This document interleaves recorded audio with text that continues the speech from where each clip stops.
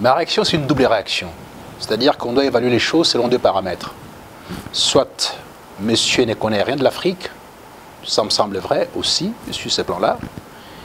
Soit monsieur est dans une option de la controverse de Valladolid.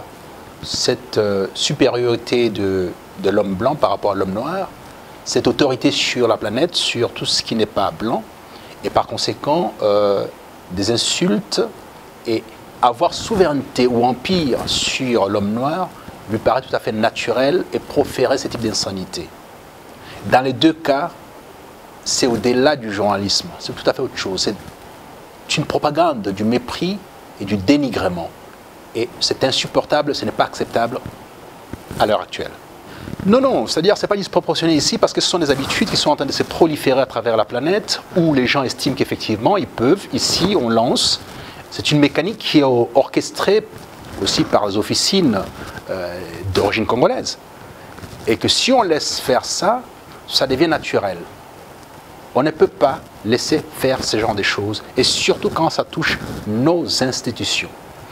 Nous avons souffert de la colonisation, nous avons souffert de l'esclavage, nous avons souffert des mains coupées. Nous venons de traverser une période très difficile pour atteindre les élections actuelles. Après 30 ans ou 32 ans de dictature, on ne peut pas se permettre, en tant que peuple, en tant qu'État, de se soumettre au moindre propos désobligeant. En vertu de quoi on laisserait dire ce genre de choses, on laisserait ça entre les mains des journalistes. Il s'agit d'une institution présidentielle qui représente toute la République.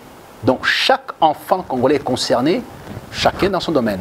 Il s'avère simplement que je suis membre du gouvernement et je ne peux pas accepter qu'on dise ça de mon président, qu'on dise ça de l'ancien président qui a procédé au transfert pacifique et civilisé du pouvoir dans ce pays, chose qu'on n'a jamais connue. Et l'ancien président a mis en place des institutions qui n'existaient pas avant.